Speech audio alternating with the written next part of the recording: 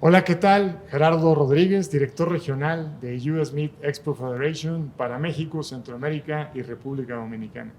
Y hoy nos encontramos de manteles largos porque estamos en el foro de las carnes rojas de Estados Unidos y tenemos unos invitados de lujo, de primer nivel, en los cuales vamos a platicar el día de hoy de temas muy importantes en las diferentes etapas de los consumidores que existen hoy en día del consumo de proteína cárnica.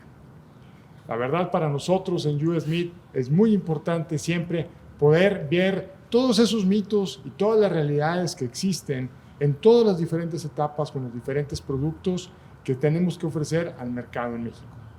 Bueno, y sin más preámbulo, vamos a iniciar presentando a la doctora Pamela Almada. La licenciada Pamela Almada es licenciada en nutrición, maestra en nutrición clínica y especialista en nutrición clínica pediátrica. Ella es consultora en lactancia materna y bueno, es una promotora de la nutrición óptima en niños, en niñas y en adolescentes. Tenemos también al doctor Alejandro Casillas. El doctor Alejandro Casillas es cardiólogo con alta especialidad en cardiología intervencionista, egresado de la Universidad Nacional Autónoma de México, y él tiene una amplia experiencia en los principales hospitales de la Ciudad de México. Y nos acompaña el doctor César Gómez, quien es médico geriatra, experto en la atención integral del adulto mayor, encargado de acompañar al paciente en el proceso de envejecimiento y certificado por el Consejo Mexicano de Geriatría y Gerontología AC. Bueno, y los tres doctores muy activos en sus redes sociales para que los vamos a compartir y los puedan ir siguiendo también para tener más información de cada uno de ellos. Así que bueno, el formato, ustedes ya están familiarizados. Vamos a invitar a la gente del público que nos acompaña el día de hoy a que ellos hagan las preguntas para que los expertos puedan ellos generar todo el contenido de la información referente a tantos mitos y realidades que pueden existir en estos temas. Así que, sin más preámbulo, arranquemos. Tenemos por ahí una pregunta de mi lado derecho. A ver, hola, ¿qué tal? ¿Cómo te llamas? Mi nombre es María José y esta pregunta es para el doctor Casillas. ¿La carne tiene grasas saludables o solo aumenta el colesterol y los triglicéridos? Bueno, pues la respuesta tiene matices. Gran sorpresa. La carne tiene tanto grasas buenas como grasas malas, como muchos alimentos. Pero el porcentaje de grasas saturadas, que son las grasas malas, es alrededor del 30 al 40%. Y las grasas insaturadas van siendo alrededor del 40 al 50%, y las poliinsaturadas, que son las mejores, como el omega 3, el omega 6, es alrededor del 10%, 5 o 10% aproximadamente. Entonces, de acuerdo a esto, el tipo de carne tiene que ver mucho acerca de la cantidad de grasas buenas y malas que tengan.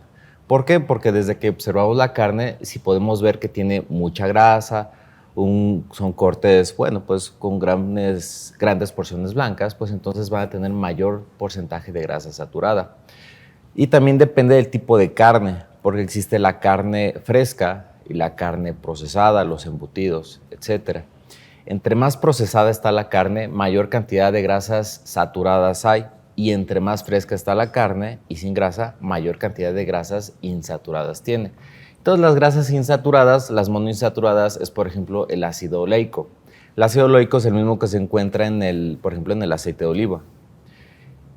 Es decir, sí, la carne tiene su porcentaje de aceite de oliva, así que por esa parte las carnes también tienen grasas buenas.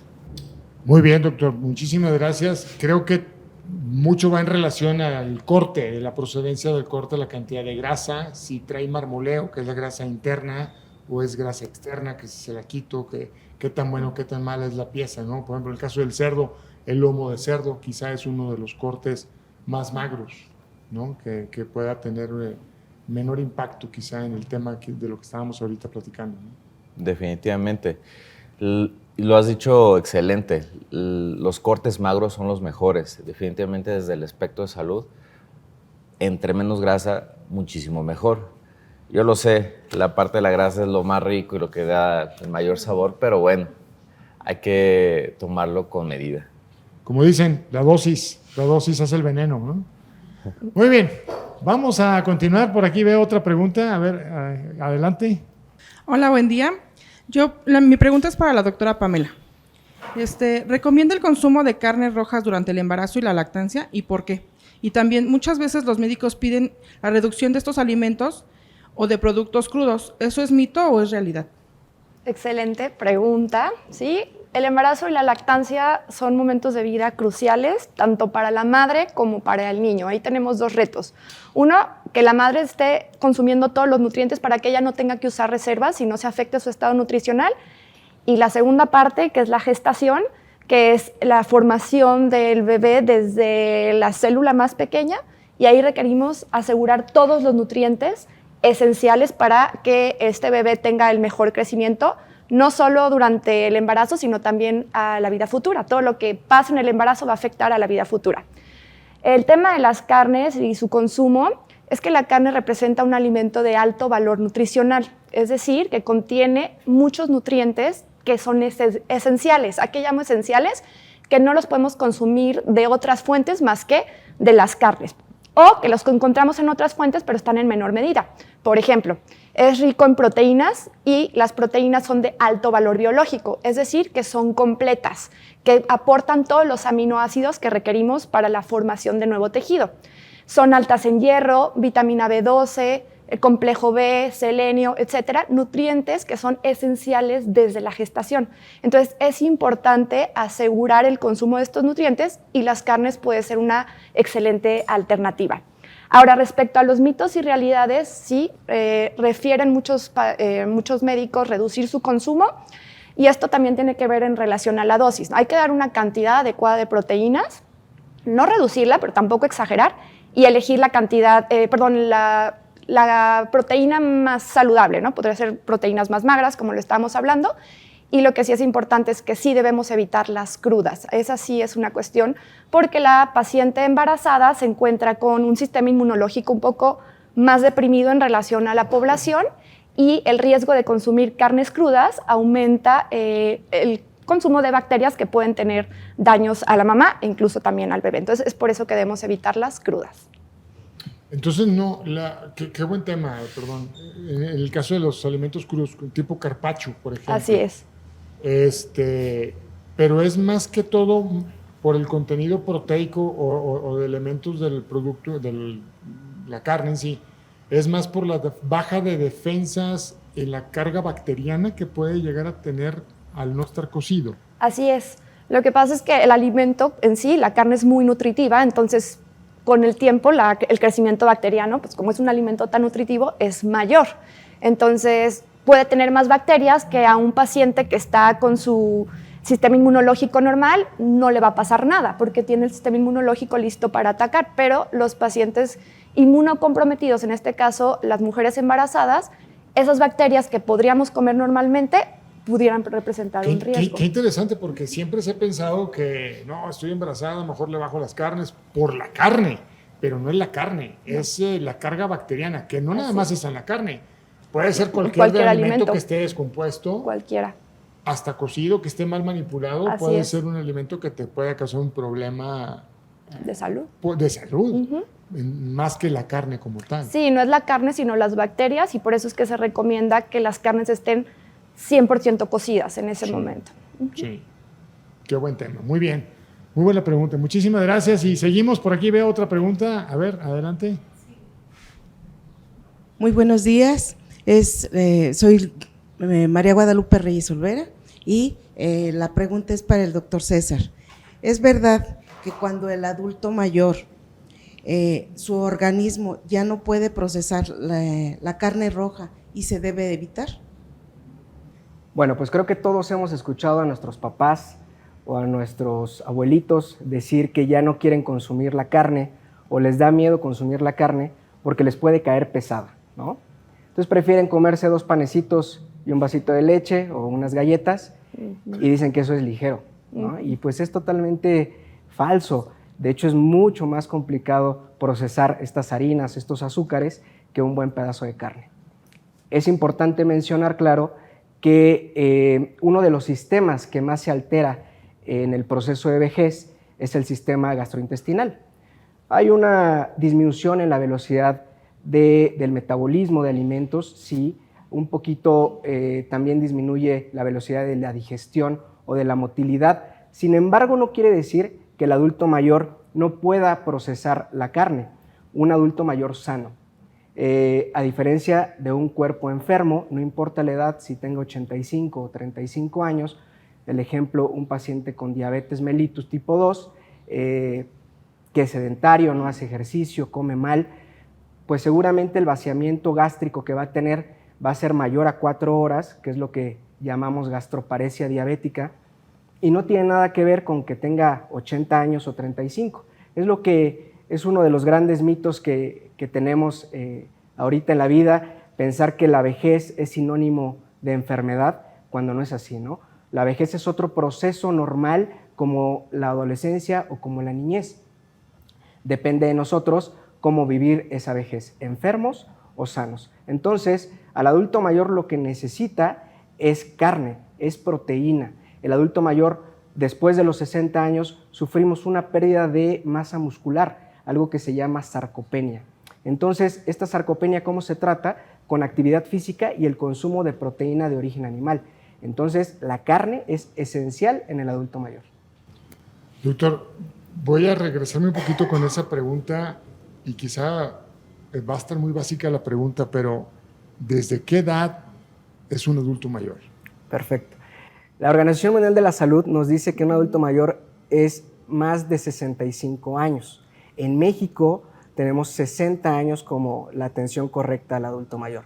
Yo recomiendo desde antes de los 60 años, pues para poder mejorar todos los procesos. Espera, ¿me estás diciendo que antes de los 60 ya eres adulto mayor? O sea, a los 50 y tantos ya puedes ser adulto mayor.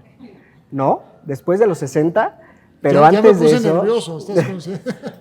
Pero antes de eso tienes que empezar a atenderte con geriatra, porque la geriatría, aparte de ser la ciencia que estudia la enfermedad del adulto mayor, tenemos otra rama que es la gerontología, que estudia el entorno del adulto mayor, estudia la nutrición, estudia la actividad física, y eso nos puede ayudar a tener una vejez mucho más saludable, sin tanto problema pues de dependencia, fracturas, síndromes de fragilidad. Entonces, una atención temprana pues es un gran beneficio para todas las personas. No, y te lo pregunto porque quizá la percepción que tenemos arraigada o enraizada en nuestra mente cuando hablas de un adulto mayor, geriatría, piensas en una persona de 80, 85 años. Exacto. Y no es así. Estás hablando de 60. O sea, hay un diferencial de 20 años que es un proceso de muchos años que tenemos que trabajar desde entonces en los hábitos alimenticios mismos de ejercicio, ¿no? De igual manera. Exactamente. La base de una vejez saludable es la alimentación y la actividad física. No son los medicamentos. Entonces, no son los suplementos. Es la ingesta de proteína de origen animal y la actividad física de fuerza. No solamente cardiovascular como se piensa. Sí. Necesitamos cargar pesas, usar ligas. El adulto mayor no tiene contraindicación para cargar una mancuerna. No tiene contraindicación de hacer una sentadilla. ¿El cardio es malo? No. No es malo. No es malo, pero tiene que ir acompañado de actividad de fuerza. Pero es mejor las pesas. Sí. De hecho, hay estudios donde se identifica una reducción en la resistencia a la insulina con actividad de fuerza. ¡Wow! ¡Qué interesante! Y desde los 60, ¿eh? En fin, vamos a ver por aquí. Veo otra pregunta por ahí. A ver, adelante. Hola, buenos días. Mi nombre es María Eugenia Brito y mi pregunta es para el doctor Alejandro Casillas. ¿Comer carne roja aumenta el riesgo de enfermedad cardiovascular, doctor? Muy buena pregunta. Pues creo que es una de las dudas centrales dentro de esto. Pues no, definitivamente la carne como tal no es que aumente el riesgo cardiovascular. Hay muchísimos factores para tener un riesgo cardiovascular. Y nuevamente la respuesta tiene matices. Y es que depende el tipo de carne y la cantidad definitivamente. Y existen muchos tipos de carne. Pero hablando de las carnes rojas, en el caso de las carnes rojas, pues la carne magra es la mejor, esa es la ideal. La cantidad depende mucho para desarrollar el riesgo cardiovascular. Hay múltiples estudios dentro de los cuales se ha visto qué cantidad de carnes es lo que puede balancear el riesgo cardiovascular. Y esto va, por ejemplo, primero al tipo de carne. Las carnes procesadas tienen la desventaja de que tienen muchos conservadores, por ejemplo, los nitritos. Entonces, esos derivan en la descomposición por parte de las bacterias intestinales en óxido de trimetilamina, lo cual es un componente muy proaterosclerótico, y eso es lo que realmente aumenta el riesgo de enfermedades cardiovasculares. Esto además significa que el tipo de carne que son embutidos especialmente es algo que debemos de tomar con medida. Es un tipo de carne que está hecha en las personas más susceptibles para ser consumidas en ocasiones especiales. Sin embargo, la carne magra es muy buena, pero en cantidades que no superen los 100 gramos diarios. Es decir, hay estudios que han demostrado que sí, la verdad es que consumir arriba de 100 gramos de carne aumenta hasta el 15% de riesgo cardiovascular. Por lo tanto, ¿qué cantidad sería la buena? Pues definitivamente menos de 50 gramos al día. ¿Y eso qué viene siendo por semana? Pues alrededor de 2 o 3 veces por semana. ¿Y qué cantidad? Pues más o menos como una baraja de naipes en volumen, o por ejemplo alrededor de media taza en volumen, o por ejemplo una palma de la mano 2 o 3 veces por semana.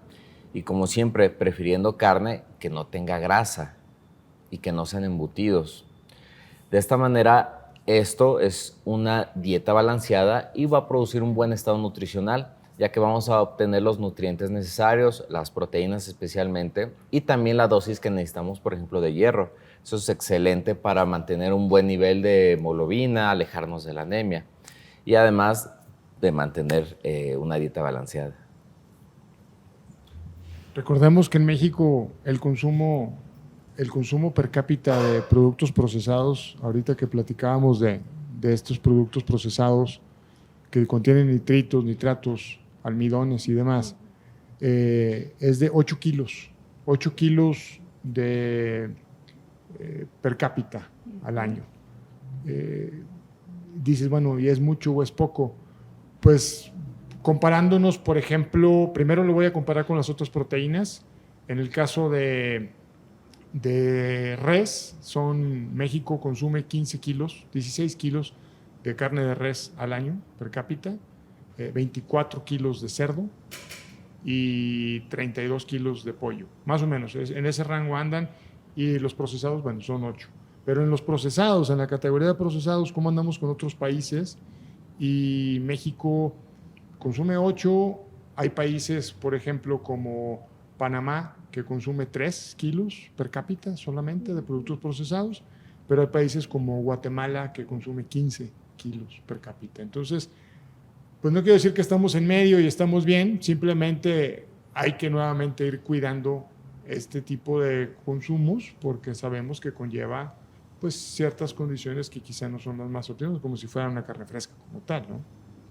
Entonces, muchísimas gracias, doctor, por eso. Gracias. Muy bien, seguimos. Tengo por aquí una pregunta. Ahora sí. Buenos días. Mi nombre es Helen Telles. Mi pregunta es para la doctora Pamela Almada. ¿A qué edad es ideal que los bebés y los niños comiencen la ingesta de carne roja y bajo qué características? Excelente pregunta, y esta es una pregunta del día a día en el consultorio. Hoy las recomendaciones de la Organización Mundial de la Salud es iniciar alimentación complementaria a los 6 meses de vida. Es cuando los niños pasan de tomar lactancia materna exclusiva a la introducción de alimentos sólidos. Y se recomienda que los primeros alimentos sólidos sean alimentos ricos en hierro. Por ende, el consumo de carnes se introduce desde los 6 meses de vida para asegurar este consumo de hierro, ya que los niños en este periodo están en un alto riesgo de deficiencia de hierro por el alto crecimiento o la demanda de crecimiento que es tan alta. Nunca más en la vida volvemos a crecer lo que crecemos en ese periodo de tiempo. Por eso requerimos tanto hierro, y las recomendaciones de todas las organizaciones pediátricas refuerzan el consumo de alimentos ricos en hierro, en especial carnes, a los 6 meses de vida. ¿Bajo qué características? Bueno, sí tenemos que adaptarlas a las condiciones del paciente, por el riesgo de asfixia, de atragantamiento, en el que tenemos que ir haciendo una evolución de texturas. Algunos bebés empiezan con papillas, luego se va haciendo una transición hacia picados, machacados. La carne en sí es un alimento un poco más difícil de masticar por los pequeños y muchos papás creen que porque no tienen dientes no la pueden masticar. No es la realidad. La masticación se lleva a cabo también en una evolución con las encías y los niños en el proceso la pueden ir masticando, llegando al año a consumirla ya en trozos seguros, ¿no? E incluso en combinaciones con otros alimentos, pero sí se tiene que vigilar, bueno, esta evolución de las texturas.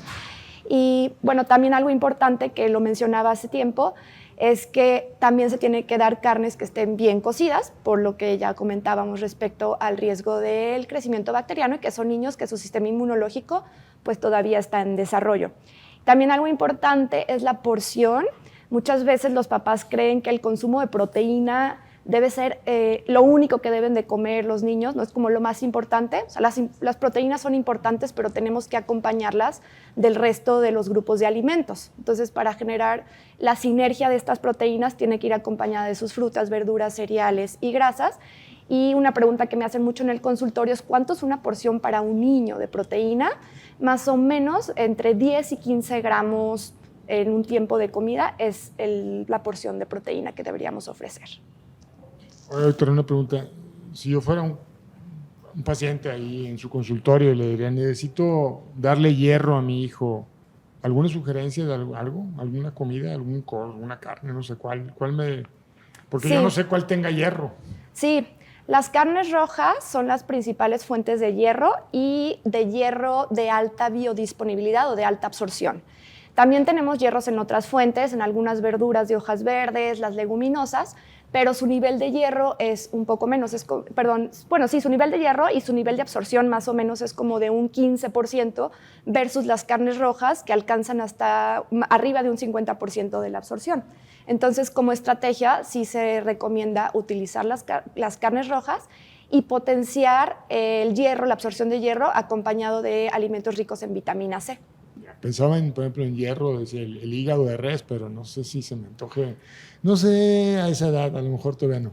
La verdad es que sí, es un alimento que se utiliza mucho, el hígado, en fuentes de hierro. En una población que necesitamos asegurar hierro, la recomendación es poder dar hígado, porque es la parte donde más hierro tenemos concentrada. Exactamente, por eso lo saco Sí, a relucir, porque sé que tiene mucho hierro, pero no sé si se lo des a un niño chiquito. Sí lo utilizan.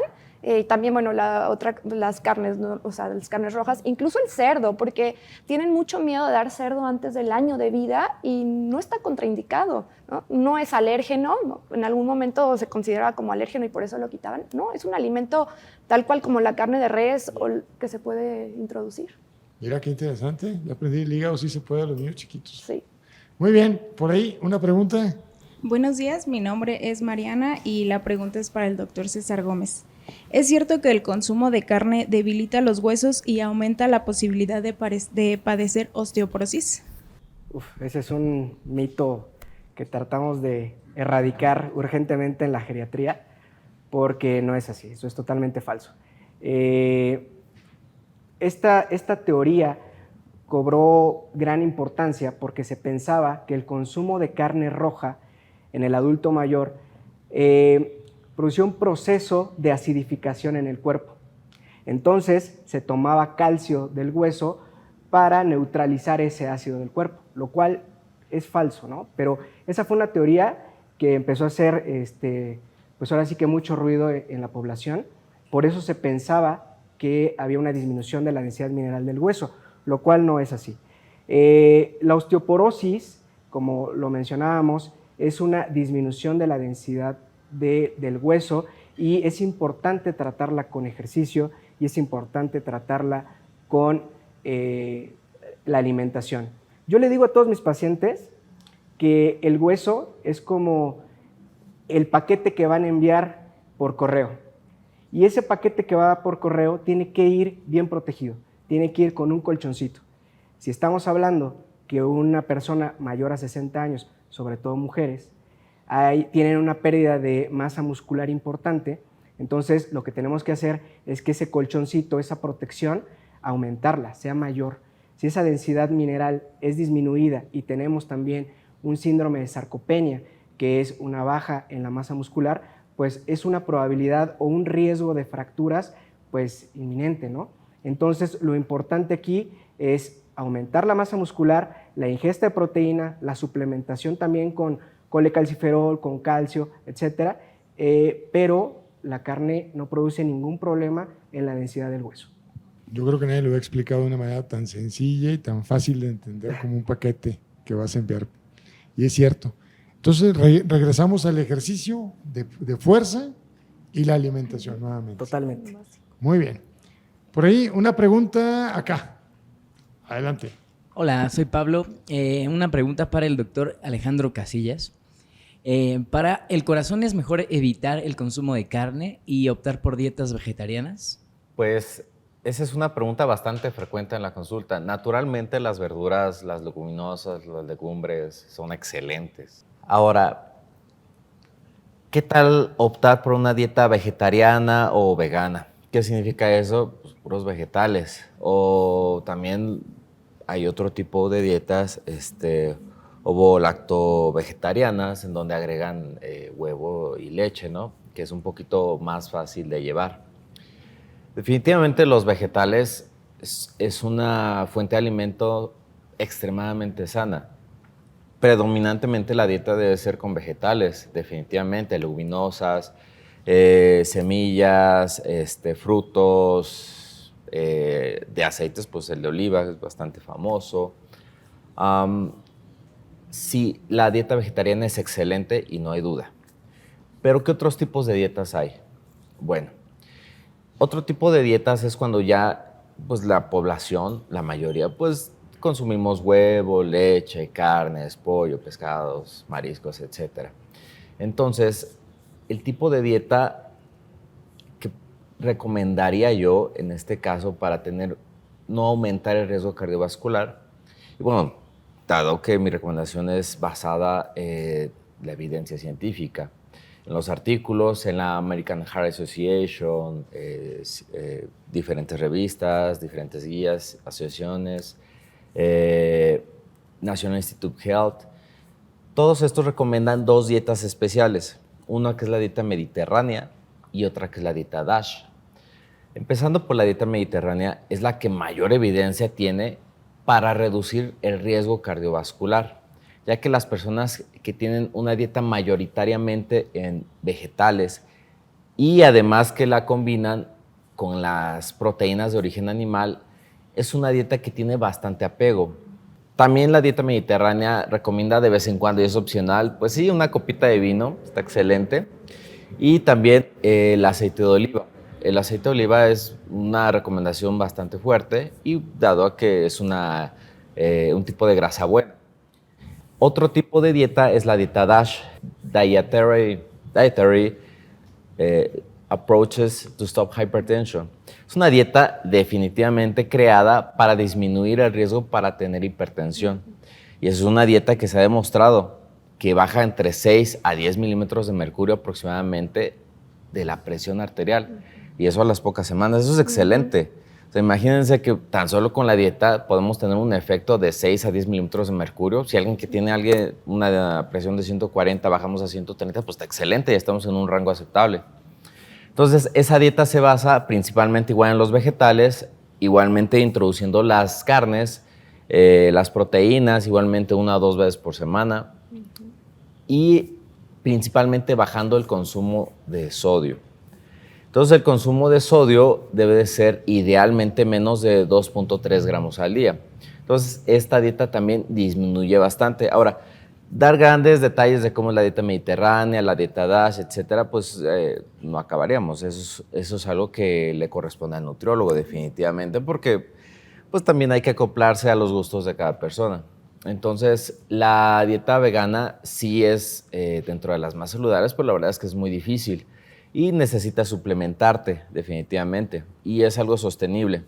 Pero para la mayoría de la población, pues digo, uno come también por placer, definitivamente. Entonces, tener una dieta completamente vegana no es la favorita ni la que nos van a seguir las personas. Entonces, aterrizando en la realidad, una dieta en la cual tengamos una combinación de los grupos alimenticios que más nos gusten, esa es la ideal. Y si tiene estas recomendaciones por la nutrióloga, pues qué mejor. Cuando tocaron estos temas de vegetarianos y veganos, me surgieron varias preguntas y no voy a hacer todas las preguntas, pero quiero nada más hacer solamente una. El ser radicales y cambiarme un modo de vida vegano o vegetariano a raíz de una decisión propia, ya sea cuidado animal, ya sea sustentabilidad del mundo, ya sea que quiero eliminar los alimentos cárnicos, proteína animal, estoy poniendo o anteponiendo mi salud al llevar un régimen de una estructura basado en vegetales. ¿No me arriesga a quedarme corto en el consumo de proteína diaria requerida y termine con problemas de anemia? Es pregunta, o qué tanto tengo que comer, qué tantos vegetales tengo que comer para sustituir la cantidad de proteína. Pues ha habido cierta controversia específicamente por lo que comentas. Definitivamente hay ciertos nutrientes que podemos encontrar en las carnes que en los vegetales no, por ejemplo, la vitamina B12. Entonces, esto en algunos estudios se ha llegado a asociar a una debilidad en las arterias cerebrales. No es que esté completamente comprobado ni nada por el estilo, y tampoco es que ponga en riesgo la salud, pero sí pone en tela que hay ciertos nutrimentos que sí son indispensables y pues al final somos mamíferos, entonces sí, que provienen de la carne. Definitivamente una dieta completamente vegana, sí, por supuesto es sostenible. Uno puede suplementar perfectamente y la lleva increíble. Y sí, la dieta vegana reduce 10 a 15% de riesgo cardiovascular y la verdad es que es muy buena. Pero tiene que ser acompañada del nutriólogo, porque suplementar a alguien que no come carnes debe ser hecho por un profesional idealmente. Entonces sí es sostenible, sí es bueno. Sin embargo, la verdad es que pues también depende del gusto de las personas y nuevamente aterrizando a la realidad. Todas estas dietas mediterráneas, etcétera, no son completamente tan fáciles y económicamente tan asequibles. O sea, una copita de vino, pues, ¿en cuánto está el vino? Entonces, una dieta completamente vegana, híjole, la verdad es que creo que es más caro en ese aspecto y vale la pena definitivamente. Sí. Pero, digo, yo creo que podemos obtener los mismos beneficios que una dieta vegana al ser una dieta equilibrada. Correcto. Sí. Correcto. Creo que el costo, y si nos vamos solamente por la parte económica, el costo es muy alto para el beneficio que puede ser modificado a través de una buena alimentación en la proteína. Pero muy buen tema. Muy bien, siguiente pregunta por ahí. A ver, aquí tenemos a la persona, adelante. Hola, ¿qué tal? Buenos días. Mi nombre es Lorenzo Elizalde y tengo una pregunta para la doctora Pamela. Durante la infancia y la adolescencia, ¿qué tan frecuente debe ser el consumo de carne roja y qué aporta a la salud? Muy bien, pues esto es como el seguimiento de la alimentación complementaria, ¿no? Recordemos que estamos en fases de crecimiento. Toda la parte del escolar, preescolar y la adolescencia demanda un aporte proteico constante para la síntesis de tejido y otras funciones. El consumo de proteínas, no hablando específicamente de carnes, el consumo de proteínas tiene que ser diario y si se puede en las 3 comidas al día.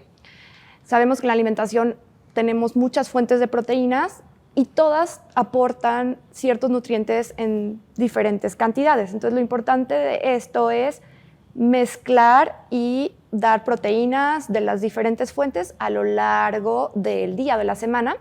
Pero el consumo de carnes rojas sí tiene un beneficio diferente al de otras proteínas, por ejemplo, el aporte de hierro o el aporte de vitamina B12, algunos ácidos grasos esenciales, omegas, que en otras fuentes no podemos encontrarlas y que sí debemos asegurarlos en la alimentación en la infancia. La recomendación es por lo menos, igual casi que en los adultos, por lo menos 3 veces por semana asegurar una fuente de carnes rojas, no hablamos de res o de cerdo, en las proporciones adecuadas y con las mismas recomendaciones que ya hablaba el doctor, ¿no? Elegir fuentes magras, carnes frescas que no sean procesadas, evitar embutidos, cocciones adecuadas para los niños. Entonces, sin miedo, pudieran tomarlas 3 veces por semana, incluso 4, porque también requieren más hierro. Niños con más actividad física, por ejemplo, podríamos incrementar la actividad. Y la relación en la proporción, hablábamos en bebés entre 10 y 15 gramos, en niños es muy fácil seguir la proporción guiándonos siempre en el tamaño de la mano, ¿no? Va creciendo el niño y pues su mano va creciendo y la porción de proteína se va adecuando al tamaño de su mano. Es importante la proteína en los niños. Sí. Muy bien. Pregunta por aquí. Hola. Buenos días, soy Alejandra y sería para el doctor César. Cuando soy adulto mayor, ¿el consumo de carnes rojas aumenta mi probabilidad de desarrollar cáncer? Bueno, esa es una pregunta bastante controversial y compleja. Fíjate que se hizo un estudio en Francia en el 2015 donde se juntaron 22 expertos de 10 países.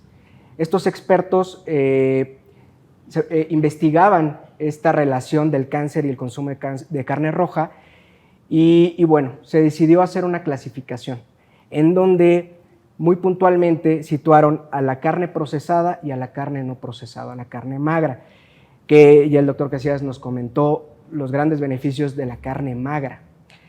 En la carne procesada se identificó o se clasificó ya como tal que es altamente carcinógena, ¿no? Entonces tiene una probabilidad la persona que consume carne procesada de tener cáncer, sí aumenta la probabilidad. Diferente con la carne magra. Con la carne magra no se dice que es potencialmente carcinógena, sino probablemente carcinógena.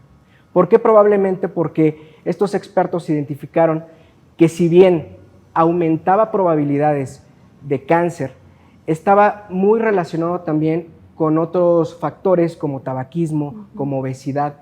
Entonces no podían situar a la carne magra como tal como un predisponente para tener cáncer. Sin embargo, pues yo lo que les diría es, ya el doctor les dio más o menos algunas dosis correctas para el consumo de carne. Para un adulto mayor con síndrome sarcopénico se recomienda 50 gramos de carne de lunes a viernes. Si tenemos alguna probabilidad o historia clínica de cáncer en familia, se puede disminuir a 30 gramos o bien 3 veces a la semana los 50 gramos de carne. Pero bueno, es complejo esta pregunta y se sigue investigando bastante sobre esto, pero pues repito, la importancia del consumo de carne en el adulto mayor pues es mayor, ¿no?, que en cualquier otra población, ¿no? Muy bien, muy interesante ese. Creo que y es muy entendible. Recuerdo muy bien hace 7, 8 años cuando fue el resultado de ese estudio, se causó un gran impacto en la industria y creo que hay que estar conscientes que lejos de querer solamente satanizar a un tipo de alimento, como en este caso los procesados, sabemos que conlleva sus cuidados en el consumo, más bien es la dosis. Y como lo hemos platicado con los expertos, tenemos que cuidar la dosis, que de vez en cuando, ocasionalmente, variar un poquito los tipos de producto. Y más que satanizar, tenemos que saber y entender cómo los vamos a poder administrar nosotros a nuestro buen juicio, ¿verdad? Pero qué buen resultado y qué interesante estuvo ese tema. Muy bien. ¿Otra pregunta por ahí? Ya no tenemos ya no hay preguntas. Muy bien, entonces vamos bien. Tengo una pregunta, ya que acabamos las preguntas del público, una pregunta que les quisiera decir. Una preocupación, no pequeña, una gran preocupación.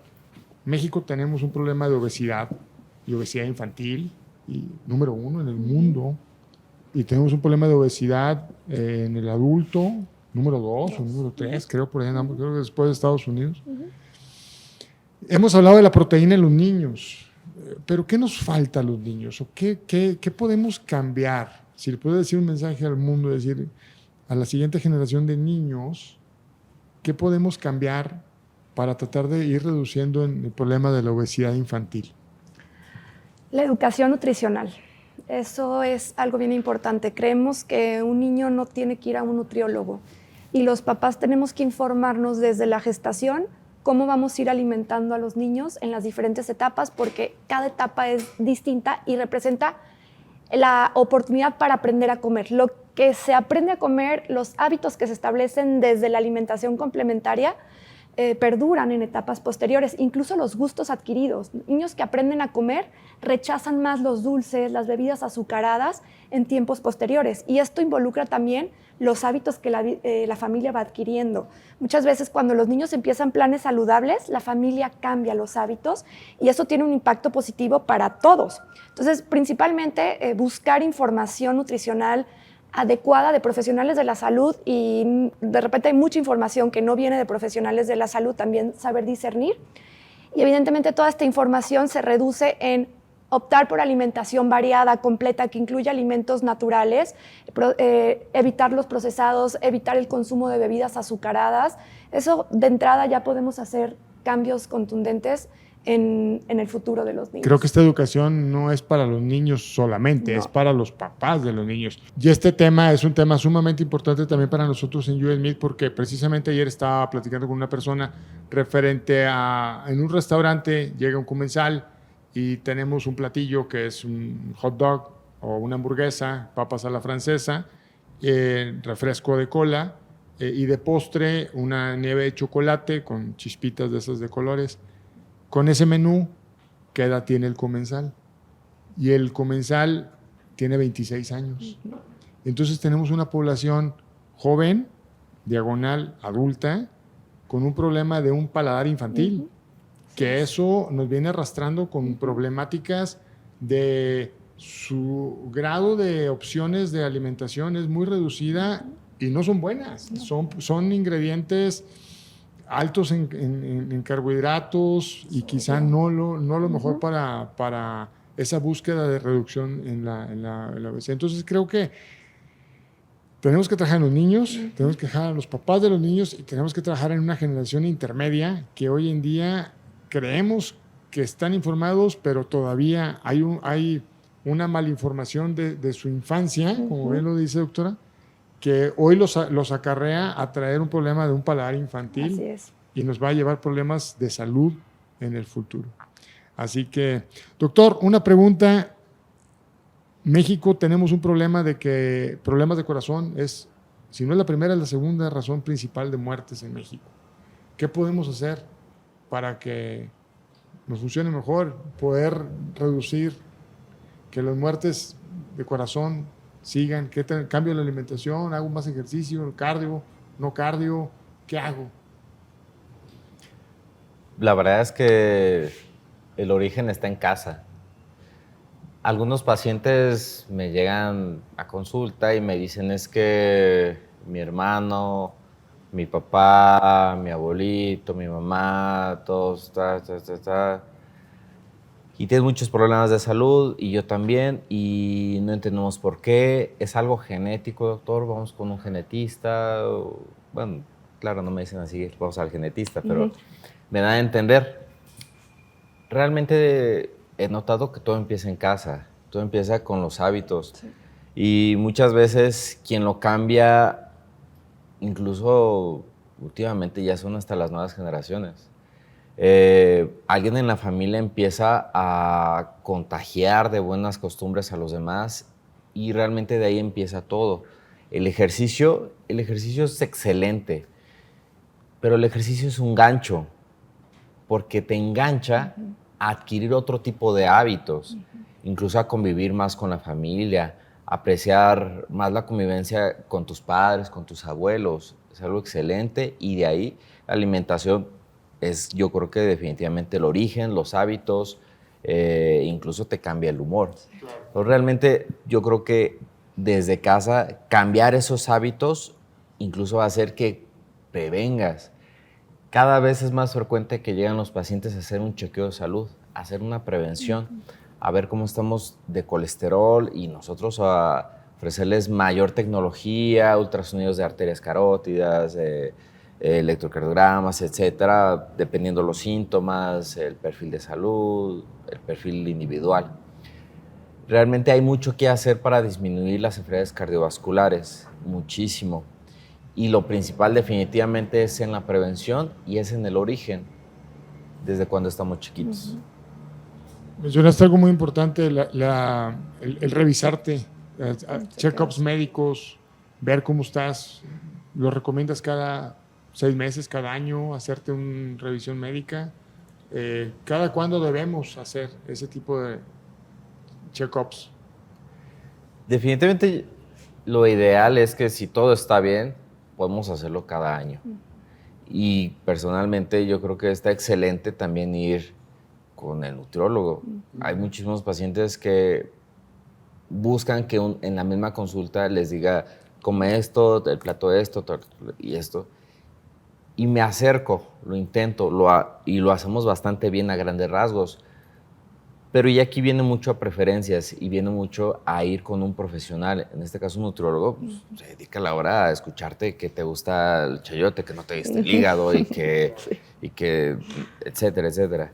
Y definitivamente yo creo que aquí también tiene mucho que ver que cuando empezamos a llegar a los 60 años, que la mayoría de mis pacientes me caen muy bien, tienen 70, 80 años, son personas muy felices, con mucha energía, y me los traen cuando ya empiezan a tener problemitas. Yo creo que lo ideal es cuando empezamos a tener mayor edad e ir incluso con el geriatra. A mí me parece una excelente idea que vayamos con el geriatra, nos encontremos cómo estábamos, de qué se trata y todo. Perdamos el miedo. El miedo es nuestro peor enemigo. Entonces, ténganle confianza a sus médicos, acérquense con sus doctores de confianza y yo creo que así como ir de chiquitos con el pediatra, con un nutriólogo, yo creo que llegar a una edad, como comenta el doctor, e ir a atención con el geriatra para prevención de enfermedades, yo creo que de ahí viene todo para evitar enfermedades cardiovasculares.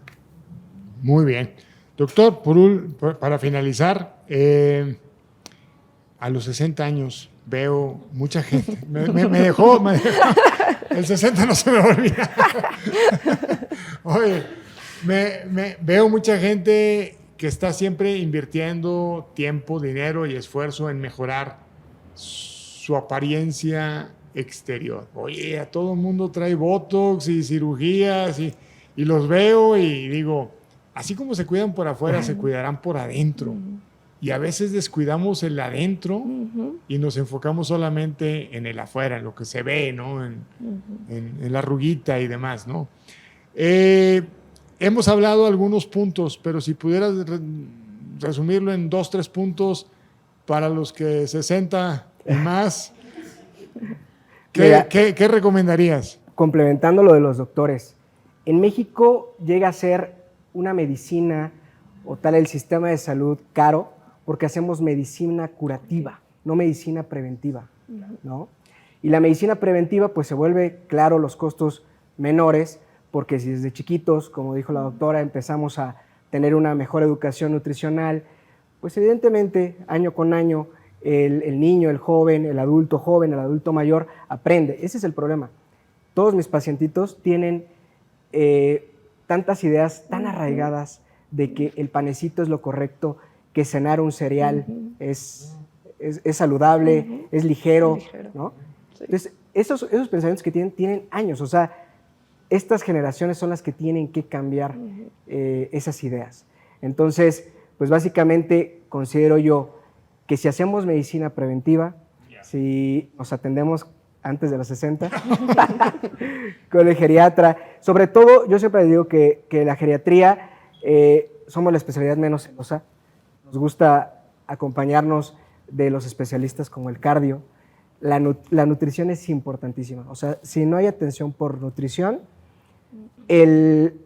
pues el éxito o el fracaso de nuestros tratamientos ahí está, o sea, es en base a la nutrición, ¿no? Y nosotros en geriatría siempre estamos acompañados de estos expertos, entonces, si vamos desde antes de los 60 y empezamos, el geriatra empieza a decirles por dónde tenemos que ir moviéndonos, creo que eso, sí es importante pues atendernos, Hacernos el check-up es importantísimo, como dice el doctor, cada año, a lo mejor cada 6 meses, lo más adecuado. Después de los 60, una persona sana, después de los 60 años, tiene que hacérselo cada 6 meses. ¿Sí? Creo que buscamos esa longevidad y creo que la longevidad se da mucho por detectar alguna anomalía. Totalmente. En temprana etapa. Y creo que eso se hace mucho a través de los check-ups. Como dice el doctor, es el miedo. Mucha gente me dice, doctor, no quiero hacerme los estudios porque no quiero saber qué tengo. Sí. De hecho, complementando lo que dice el doctor, en los niños el chequeo está indicado a partir de los 9 años cada año. Entonces, estas prevenciones de enfermedad cardiovascular y de diabetes empieza desde el inicio de la pubertad a buscar parámetros de colesterol, triglicéridos, porque ya están llevando elevados. Entonces, no es hasta la vida adulta que tenemos que empezar a hacer los chequeos. Y sí, a veces creen que en los niños no. Y creo que, como dicen en preventivo, podemos encontrar alguna institución donde podamos hacer un check-up no tan caro. Sí. Así Y es. creo que nos dan los indicadores que necesitamos medir. Pues la verdad, a nombre de US Meet, les agradecemos que nos hayan acompañado el día de hoy. Creo que el día de hoy fue un foro muy interesante, muchos mitos, muchas realidades de las que hablamos en el transcurso del evento del día de hoy. Y siempre estaremos buscando esa generación de contenido y donde podamos aportar más hacia el consumidor y hacia tantos mitos que existen. Así que, pues muchas gracias nuevamente por habernos acompañado y vamos a dejar la información de cada uno de los doctores para que también nos sigan en redes y podamos seguir informándonos de tantas mitos y realidades que existen alrededor de esta industria. Muchísimas gracias y hasta la próxima.